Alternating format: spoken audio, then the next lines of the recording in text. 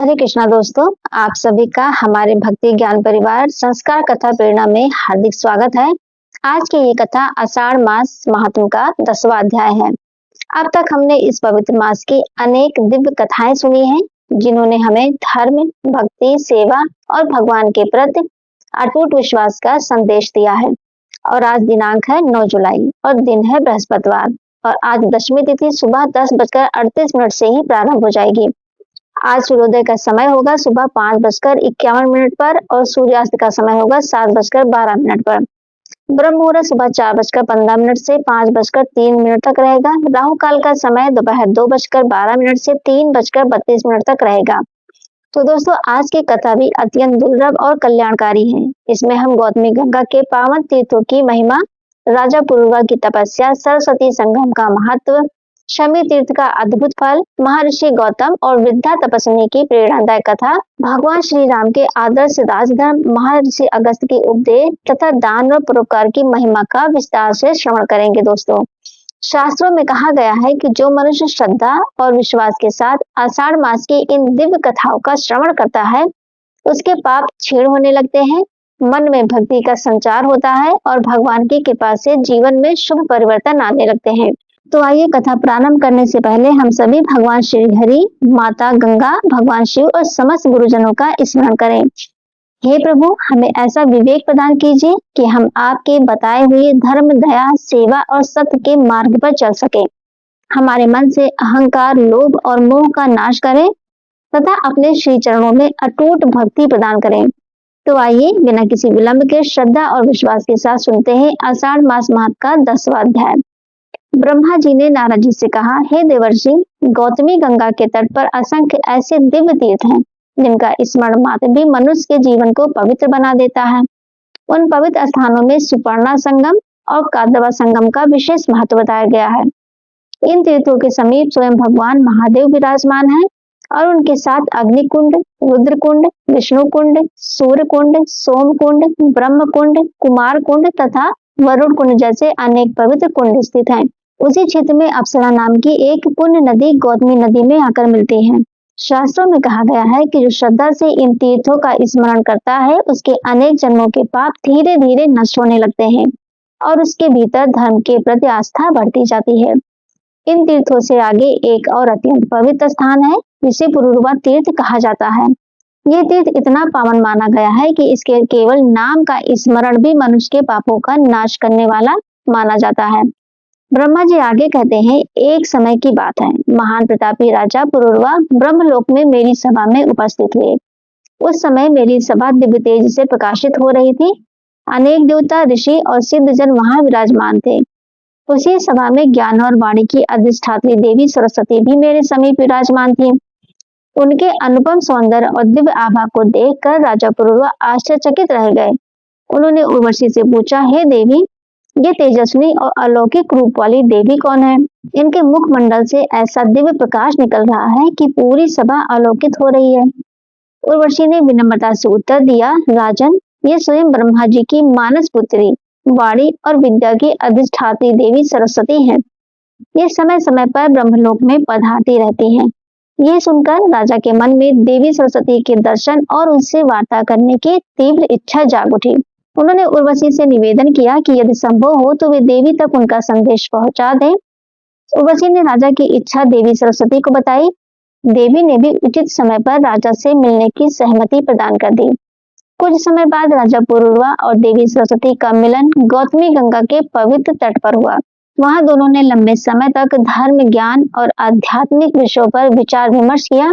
वह स्थान अत्यंत पवित्र और दिव्य बन गया, किंतु समय के साथ ऐसी परिस्थितियां उत्पन्न हुई कि देवी सरस्वती को शाप का प्रभाव सहना पड़ा। उस शाप के कारण वे पृथ्वी पर कहीं प्रकट रहती और कहीं अदृश्य हो जाती। इसी कारण आज भी सरस्वती नदी को कहीं अदृश्य और कहीं अदृश्य माना जाता है। जब राजा पुरुरवा को इस बात का ज्ञान हुआ तो वे अत्यंत व्याकुल हो उठे। उन्होंने उसी स्थान पर कठोर तपस्या आरंभ कर दी जहां सरस्वती का संगम गौतमी गंगा से होता था। उन्होंने पूरे मन, श्रद्धा और भक्ति से भगवान शिव की आराधना की और मां गंगा की भी स्तुति की। उनकी कठोर साधना से भगवान महादेव प्रसन्न हुए और मां गंगा ने भी उन पर अपनी कृपा बरसाई। उनके आशीर्वाद से राजा पुरुरवा की सभी मनोकामनाएं पूर्ण हुई और उन्हें दिव्य आध्यात्मिक सिद्धि प्राप्त हुई। तभी से वह स्थान पुरुरवा तीर्थ, सरस्वती संगम तथा ब्रह्म तीर्थ के नाम से प्रसिद्ध हो गया। वहां भगवान शिव सिद्धेश्वर महादेव के रूप में विराजमान है। ऐसी मान्यता है कि जो श्रद्धा पूर्वक इस तीर्थ में स्नान, जप, दान या भगवान का स्मरण करता है, उसकी उचित कामनाएं पूर्ण होती हैं और उसका जीवन धर्ममय बन जाता है।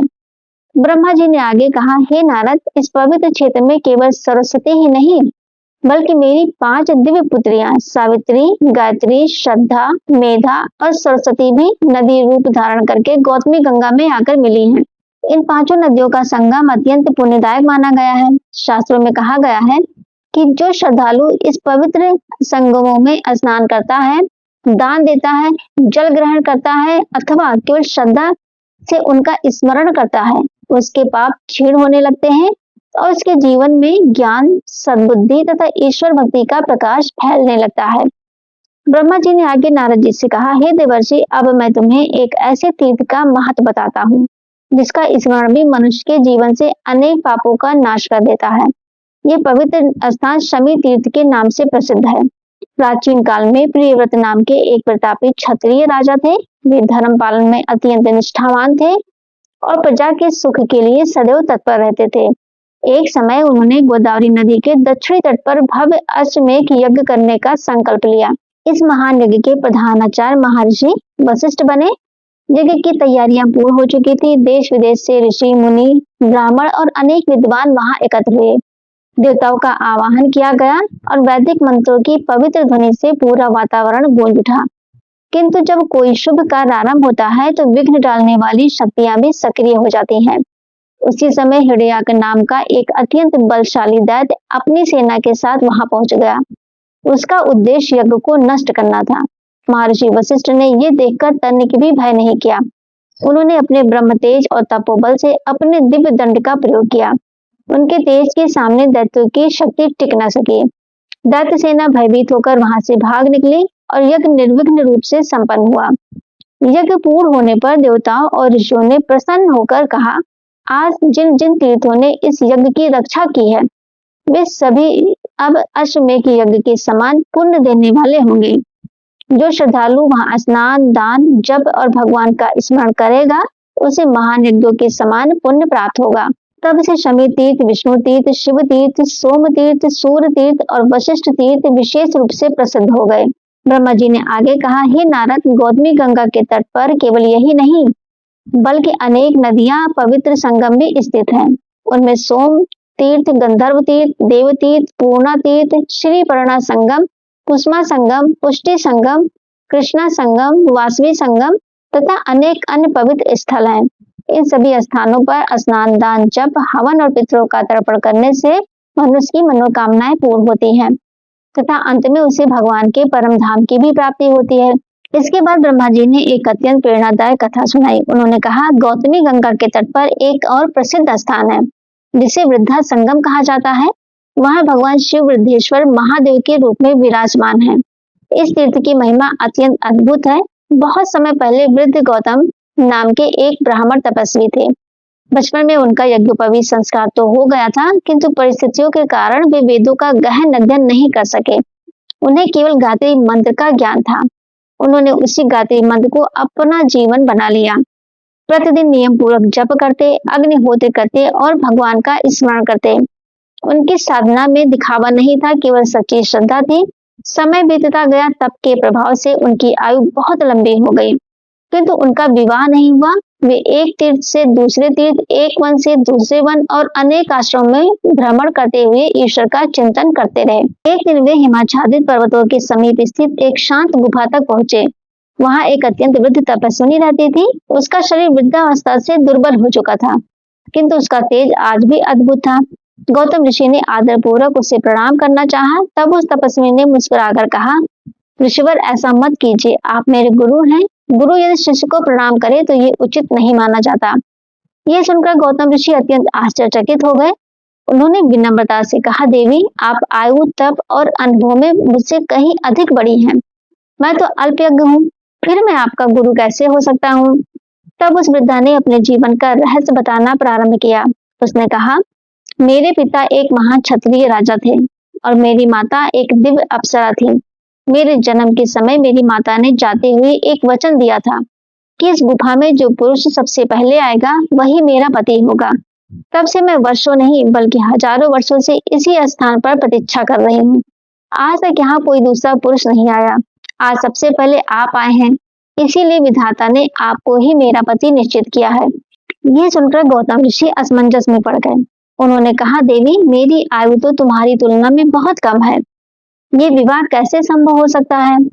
किंतु तपस्वी ने दृढ़ स्वर में कहा, ये केवल मेरी इच्छा नहीं बल्कि विधाता का विधान है। यदि आप मुझे स्वीकार नहीं करेंगे तो मैं अपने प्राण त्याग दूंगी। वृद्धा की निष्कपट भक्ति और सत्यनिष्ठा देखकर गौतमी ऋषि मौन हो गए। उन्हें समझ नहीं आ रहा था कि धर्म की मर्यादा निभाएं या इस असहाय तपस्विनी की प्रार्थना स्वीकार करें। वृद्ध तपस्विनी की करुणामयी बातें सुनकर महर्षि गौतम कुछ समय तक मौन रहे।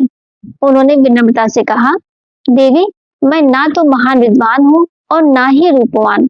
मेरे पास ऐसा कोई गुण नहीं है जिसके कारण मैं तुम्हारे योग्य पति कहलाऊं। यदि मैं पहले ज्ञान और उत्तम स्वरूप प्राप्त कर लूं, तभी तुम्हारे प्रस्ताव को स्वीकार करना उचित होगा। तपस्विनी मुस्कुराई और बोली, ऋषिवर, यदि यही आपकी चिंता है तो उसका समाधान भी हो जाएगा। मैंने वर्षों तक तप करके माँ सरस्वती को प्रसन्न किया है और अग्निदेव भी मेरी आराधना से संतुष्ट हैं। उनकी कृपा से आपको विद्या भी मिलेगी और तेजस्वी रूप भी। इतना कहकर उसने पूर्ण श्रद्धा से माँ सरस्वती और अग्निदेव का स्मरण किया। उसकी तपस्या का प्रभाव तुरंत प्रकट हुआ। माँ सरस्वती की कृपा से महर्षि गौतम के भीतर दिव्य ज्ञान का प्रकाश जाग उठा और अग्निदेव के आशीर्वाद से उनका स्वरूप अत्यंत तेजस्वी और आकर्षक हो गया। ये सब देखकर गौतम ऋषि ने समझ लिया, ये सब ईश्वर की ही इच्छा है। उन्होंने विधि पूर्वक उस तपस्विनी का पारिग्रहण किया। दोनों ने धर्म, भक्ति और तप के मार्ग पर चलते हुए अनेक वर्षों तक अत्यंत सुखपूर्वक जीवन व्यतीत किया। समय बाद महर्षि वशिष्ठ, वामदेव तथा अनेक महान ऋषि तीर्थ यात्रा करते हुए उनके आश्रम में पहुंचे। गौतम ऋषि और उनकी पत्नी ने बड़े प्रेम और विनम्रता से सभी अतिथियों का स्वागत किया। वार्तालाप के दौरान कुछ ऋषियों ने हंसी हंसी में वृद्धा की ओर देखकर कहा, माता, ये बताइए, गौतम आपके पुत्र हैं या पौत्र हैं? उनकी यह बातें सुनकर वहां उपस्थित सभी मुस्कुरा दिए, किंतु गौतम और उनकी पत्नी के हृदय को गहरा आघात पहुंचा। उन्होंने किसी से कुछ नहीं कहा, परंतु भीतर ही भीतर वे अत्यंत दुखी हो गए। कुछ दिनों बाद दोनों ने विचार किया कि ऐसा कौन सा तीर्थ है जहां जाकर इस दुख से मुक्ति मिले और भगवान की विशेष कृपा प्राप्त हो। वे महर्षि अगस्त्य के पास पहुंचे और हाथ जोड़कर बोले, भगवान, कृपया हमें ऐसा तीर्थ बताइए जहां स्नान, तप और भगवान की आराधना करने से हमारा कल्याण हो। महर्षि अगस्त्य ने उत्तर दिया, हे ब्राह्मण श्रेष्ठ, मैंने महापुरुषों से सुना है कि गौतमी गंगा का तट अत्यंत पवित्र है। वहां श्रद्धा से की गई साधना कभी निष्फल नहीं जाती। तुम दोनों वहीं जाकर भगवान शिव, भगवान विष्णु और माँ गंगा की आराधना करो। अगस्त मुनि की आज्ञा पाकर गौतम ऋषि अपनी पत्नी सहित गौतमी गंगा के तट पर पहुंचे। वहां उन्होंने कठोर तप आरंभ किया। दिन रात भगवान शिव का स्मरण करते रहे, भगवान विष्णु का गुणगान किया और माँ गंगा की स्तुति में अनेक प्रार्थनाएं की। उनकी निष्काम भक्ति से प्रसन्न होकर माँ गौतमी गंगा प्रकट हुई। उन्होंने स्नेह पूर्वक कहा, हे गौतम, तुम मंत्रों का उच्चारण करते हुए मेरे पवित्र जल से अपनी पत्नी का अभिषेक करो। मेरी कृपा से उसका रूप दिव्य और मनोहर हो जाएगा। गौतम ऋषि ने वैसा ही किया। जैसे ही गंगा जल से अभिषेक हुआ, वृद्धा का सारा वृद्ध रूप समाप्त हो गया। वह अत्यंत सुंदर, तेजस्वी और दिव्य स्वरूप वाली बन गई। स्वयं गौतम ऋषि का तेज भी पहले से कहीं अधिक बढ़ गया। जिस जल से यह अभिषेक हुआ था वह एक पवित्र नदी के रूप में प्रवाहित होने लगा। वही आगे चलकर वृद्धा नदी के नाम से प्रसिद्ध हुई। उसी स्थान पर गौतम ऋषि ने भगवान शिव का एक दिव्य शिवलिंग स्थापित किया, जो वृद्धेश्वर महादेव के नाम से विख्यात हुआ। तभी से वह स्थान वृद्धा संगम कहलाया। आज भी ऐसी मान्यता है कि जो श्रद्धालु वहां स्नान, दान, जप और भगवान शिव का पूजन करता है, उसकी मनोकामनाएं पूर्ण होती है और उसके जीवन में सुख समृद्धि का आगमन होता है। भगवान ब्रह्मा ने कहा, हे नारद, अब मैं तुम्हें एक और महान प्रसंग सुनाता हूँ जो भगवान श्री राम के जीवन से जुड़ा हुआ है। इसके बाद पुलस्त ऋषि ने भीष्म पितामह से कहा, जब भगवान विष्णु ने रघुकुल में श्री राम के रूप में अवतार लिया और रावण का वध करके धर्म की पुनः स्थापना की, तब वे अयोध्या लौटकर राज सिंहासन पर विराजमान हुए। उनके राज्य में चारों ओर शांति, न्याय और धर्म का वातावरण था। एक दिन महर्षि अगस्त सहित अनेक महान ऋषि भगवान श्री राम के दरबार में पधारे। जैसे ही द्वारपाल ने उनके आगमन का समाचार दिया, श्री राम तुरंत अपने सिंहासन से उठ खड़े हुए। उन्होंने स्वयं द्वार जाकर ऋषियों का स्वागत किया और अत्यंत आदरपूर्वक उन्हें साथ में लाकर श्रेष्ठ आसनों पर विराजमान किया। गुरु वशिष्ठ ने वैदिक विधि से उनका सत्कार कराया। भगवान श्री राम ने हाथ जोड़कर सभी ऋषियों का कुशल क्षेम पूछा। महर्षि अगस्त ने प्रसन्न होकर कहा, रघुनंदन, आपके पराक्रम से संसार का कल्याण हुआ है। आपने रावण जैसे अत्याचारी का अंत करके देवताओं, ऋषियों और समस्त प्राणियों को भय मुक्त कर दिया। आपका यह उपकार युगों युगों तक स्मरण किया जाएगा। कुछ समय तक धर्म और लोक कल्याण की बातें होती रही। इसके बाद सभी ऋषि अपने अपने आश्रम लौटने लगे। जाते समय महर्षि अगस्त ने श्री राम से कहा, रघुनंदन, जब भी अवसर मिले एक बार मेरे आश्रम में अवश्य पधारिएगा। भगवान श्री राम ने विनम्रता से उनकी बात स्वीकार कर ली और मन ही मन निश्चय किया कि उचित समय आने पर वे अवश्य अगस्त मुनि के आश्रम जाएंगे। समय बीतता गया और भगवान श्री राम धर्म पूर्वक अयोध्या का शासन चलाने लगे। उनके राज्य में न्याय, सत्य और धर्म की प्रतिष्ठा थी। प्रजा सुखी थी और सभी अपने अपने कर्तव्यों का पालन करते थे। एक दिन एक वृद्ध ब्राह्मण अपने मृत बालक के शरीर को लेकर राजमहल के द्वार पर पहुंचा। शोक से व्याकुल वह विलाप करते हुए कहने लगा, हे राजन, मेरा पुत्र अभी बालक ही था, इसकी अकाल मृत्यु कैसे हो गई? यदि राज्य में धर्म की रक्षा ठीक प्रकार से होती तो ऐसा अनर्थ कभी न होता। उस ब्राह्मण का करुण क्रंदन सुनकर भगवान श्री राम अत्यंत चिंतित हुए। उन्होंने गुरु वशिष्ठ और सभा में उपस्थित महर्षियों से पूछा, इस बालक की अकाल मृत्यु का कारण क्या है? ऐसा कौन सा दोष हुआ है जिसका प्रभाव पूरी प्रजा पर पड़ रहा है? उसी समय देवर्षि नारद वहां पहुंचे। उन्होंने कहा, रघुनंदन, प्रत्येक युग की अपनी अपनी मर्यादा होती है। जब कोई व्यक्ति उस समय की व्यवस्था के विपरीत आचरण करता है तब उसका प्रभाव संपूर्ण राज्य पर पड़ता है। आपके राज्य की सीमा में एक व्यक्ति अनुचित प्रकार की कठोर तपस्या कर रहा है, उसी के कारण ये अनिष्ट हुआ है। देवर्षि की बात सुनकर श्री राम ने लक्ष्मण को आदेश दिया कि ब्राह्मण के पुत्र के शरीर की सावधानी पूर्वक रक्षा की जाए। इसके बाद उन्होंने पुष्पक विमान का स्मरण किया और स्वयं उस तपस्वी की खोज में निकल पड़े। दक्षिण दिशा में दंड कारण के समीप उन्होंने एक तपस्वी को अत्यंत कठोर तप करते हुए देखा। श्री राम ने उसके पास जाकर शांत स्वर में पूछा, हे तपस्वी, तुम कौन हो और किस उद्देश्य से ये तप कर रहे हो? उस व्यक्ति ने सत्यपूर्वक उत्तर दिया, मेरा नाम शंबुक है। मैं तप के द्वारा उच्च लोकों की प्राप्ति करना चाहता हूँ। शास्त्रीय मर्यादा और उस समय के धर्म विधान के अनुसार निर्णय लेते हुए श्री राम ने अपने राजधर्म का पालन किया। शंबुक का वध होते ही देवताओं ने आकाश से पुष्प वृष्टि की और उसी क्षण ब्राह्मण का मृत बालक पुनः जीवित हो गया। इसके बाद भगवान श्री राम महर्षि अगस्त के आश्रम पहुंचे। महर्षि ने उनका अत्यंत आदर पूर्वक स्वागत किया और कहा, रघुनंदन, आपने धर्म की रक्षा करके प्रजा का कल्याण किया है। आपका यहाँ आगमन हमारे लिए सौभाग्य की बात है। संध्या के समय अगस्त मुनि ने श्री राम को एक अत्यंत दिव्य आभूषण भेंट करना चाहा। श्री राम ने विनम्रता से कहा, भगवान, क्षत्रिय होकर मैं ब्राह्मण का दान कैसे स्वीकार करूं? तब अगस्त मुनि मुस्कुराए और बोले, रघुनाथ, ये आभूषण मैंने किसी लोभ से नहीं रखा। इसके पीछे एक अद्भुत कथा है। यदि आप सुनेंगे तो स्वयं समझ जाएंगे कि इसे स्वीकार करना ही उचित है। महर्षि अगस्त ने कहना प्रारंभ किया, बहुत समय पहले मैं एक विशाल वन में तपस्या कर रहा था। वहां एक अत्यंत सुंदर सरोवर था। एक दिन मैंने उसके किनारे एक विचित्र दृश्य देखा। एक दिव्य विमान से एक तेजस्वी पुरुष उतरा। उसने पहले सरोवर में स्नान किया और फिर एक मृत शरीर का मांस खाकर पुनः विमान की ओर बढ़ने लगा। ये देखकर मुझे बड़ा आश्चर्य हुआ। मैंने उससे पूछा, हे देवतुल्य पुरुष, तुम्हारा स्वरूप तो दिव्य है, फिर तुम ऐसा घोर और घृणित भोजन क्यों करते हो?